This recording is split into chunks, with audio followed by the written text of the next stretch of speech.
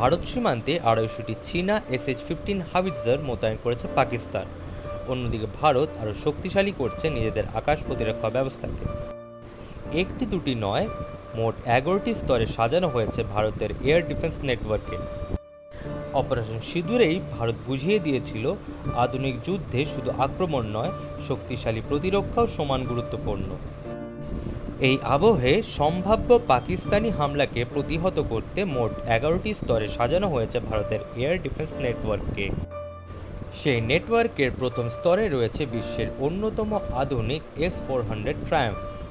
এটি শত শত কিলোমিটার দূর থেকে শত্রুর যুদ্ধবিমান, ড্রোন এবং ক্ষেপণাস্ত্র শনাক্ত করে তা ধ্বংস করতে পারে।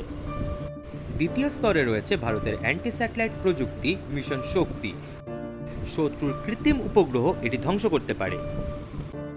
তৃতীয় স্তরে আসছে দেশীয় কুশ এয়ার ডিফেন্স সিস্টেম, যা ভবিষ্যতে ভারতের নিজস্ব দীর্ঘ পাল্লার প্রতিরক্ষা ব্যবস্থার অন্যতম স্তম্ভ হতে চলেছে। এরপর চতুর্থ স্তরে আসছে বারাক-8 বা MR-SAM। এটি মাঝারি পাল্লার ক্ষেপণাস্ত্র প্রতিরোধে অত্যন্ত কার্যকর। ড্রোন ও দ্রুতগতির লক্ষ্যবস্তুকে ধ্বংস করার জন্য পঞ্চম স্তরে রয়েছে QR-SAM। এর পরের স্তরগুলিতে রয়েছে দেশীয় আকাশ ক্ষেপণাস্ত্র, very short range air defence missile এবং রাশিয়ার ইগোলা-S, যা নিচু দিয়ে উড়ে আসা যুদ্ধবিমান ও হেলিকপ্টার ধ্বংস করতে সক্ষম।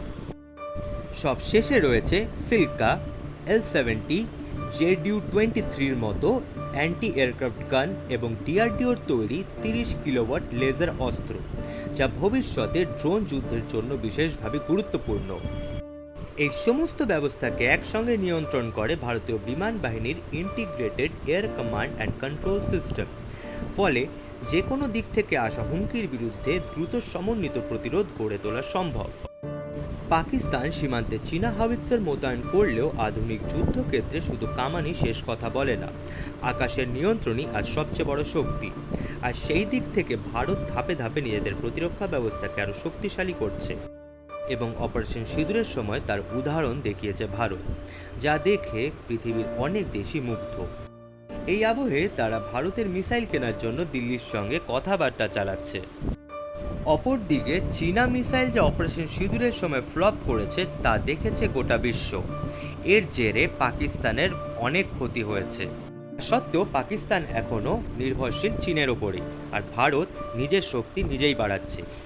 DRDO এবং সেনা মিলে অনেক মিসাইল তৈরি করছে এবং সেগুলির টেস্টিং চলছে প্রতিনিয়ত। ভারত সেই বিরল দেশগুলির মধ্যে অন্যতম যারা স্থল, জল এবং আকাশ 3 জায়গা থেকেই পরমাণু ক্ষেপণাস্ত্র ছুড়তে সক্ষম। আপনার কি মনে হয় ভারতের এই 11 স্তরের এয়ার ডিফেন্স কি দক্ষিণ এশিয়ার সবচেয়ে শক্তিশালী প্রতিরক্ষা ঢাল? কমেন্টে জানান আপনার মতামত এবং ভিডিওটি ভালো লেগে থাকলে লাইক এবং শেয়ার করবেন। এবং প্রতিরক্ষা সংক্রান্ত আরও এমন বিশ্লেষণমূলক ভিডিও দেখতে আমার চ্যানেলটি প্লিজ সাবস্ক্রাইব করবেন। ধন্যবাদ।